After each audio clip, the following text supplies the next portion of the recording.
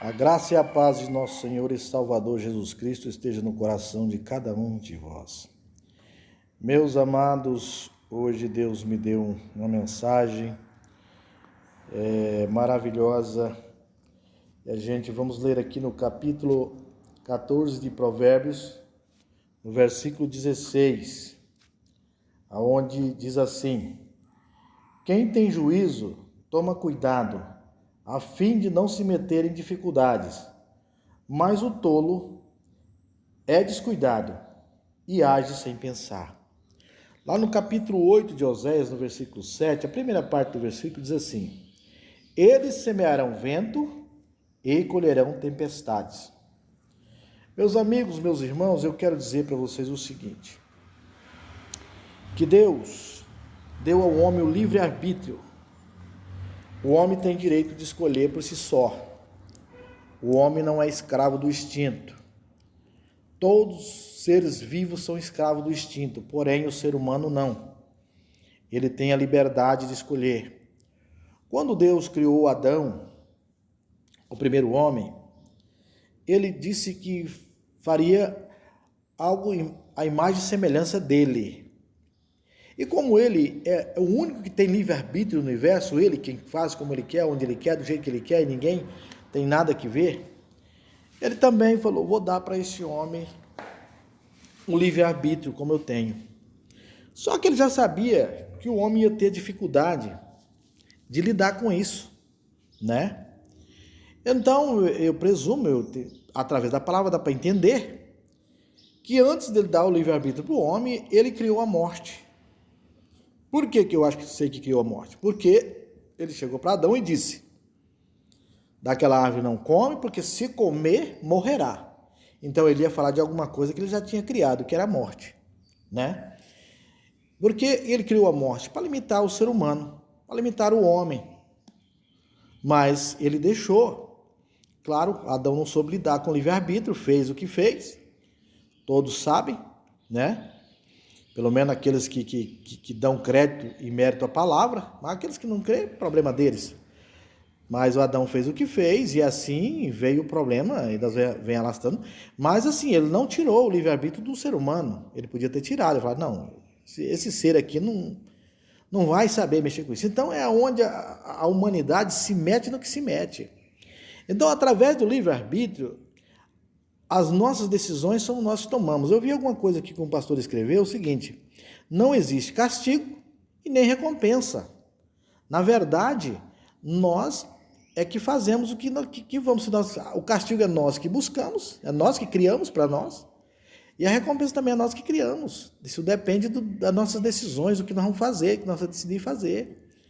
Se eu quero, por exemplo, você viu aqui que eles plantaram vento e colheram tempestade. Quer dizer, se você plantar coisas boas, você vai colher coisa boa. Se você plantar um grão de trigo, vai nascer um cacho de trigo. Maravilha.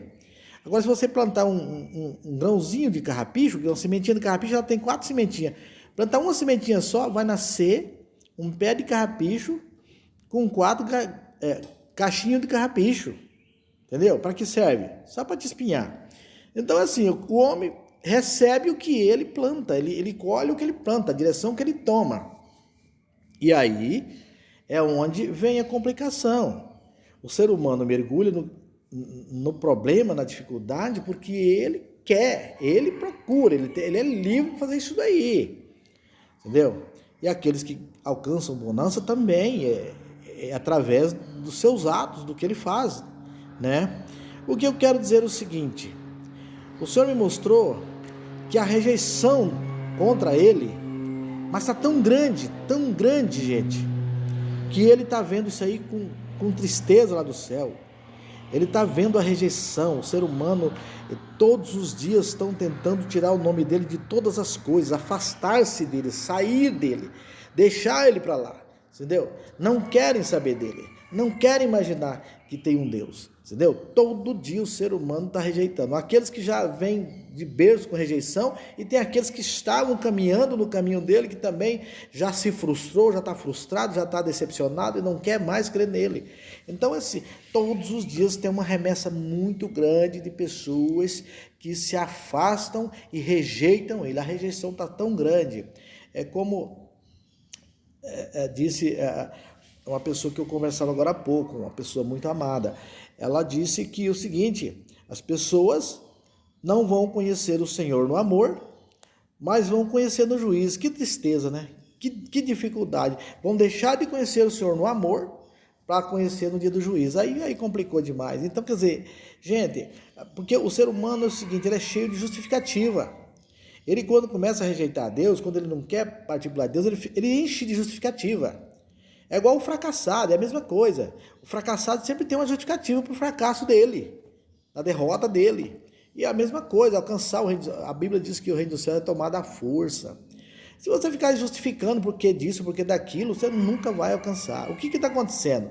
A rejeição está tão grande e o homem não consegue perceber. Gente, o ar do tempo se renova de segundo em segundo.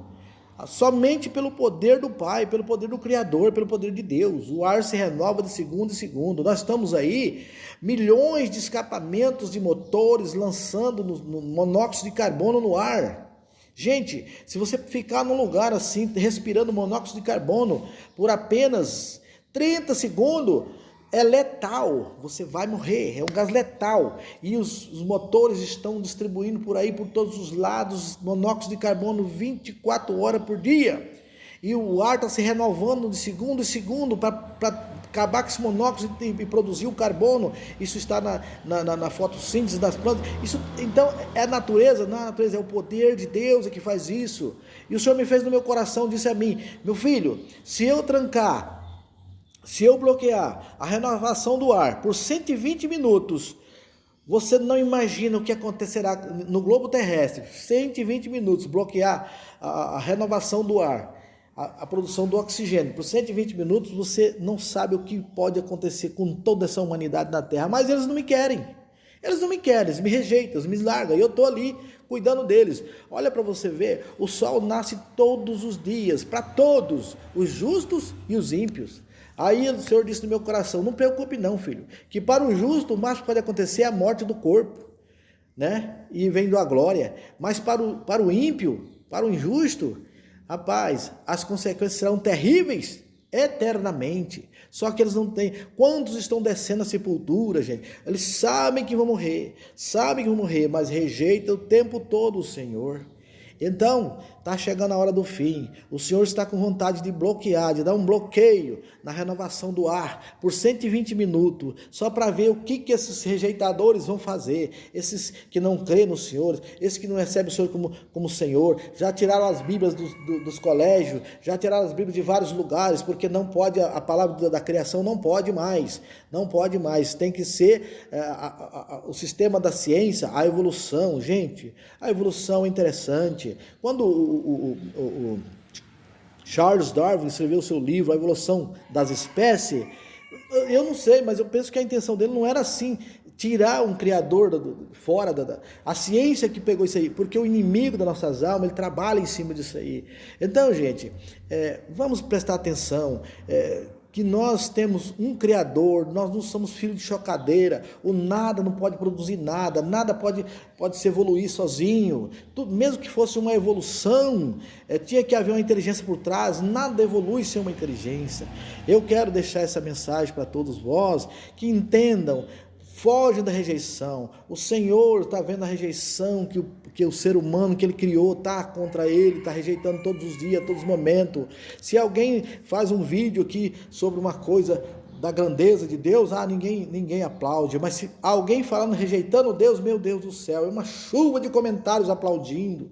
Meu Deus, como a coisa está feia. Mas o Senhor vai bloquear o ar por 120 minutos, e aí vocês vão ver quem é Deus. Tá bom? Deus abençoe, que todos ponham isso no coração e na mente, porque Deus está avisando, mas vai chegar uma hora que Ele não vai mais avisar. E aí, fim de papo. Deus abençoe a todos.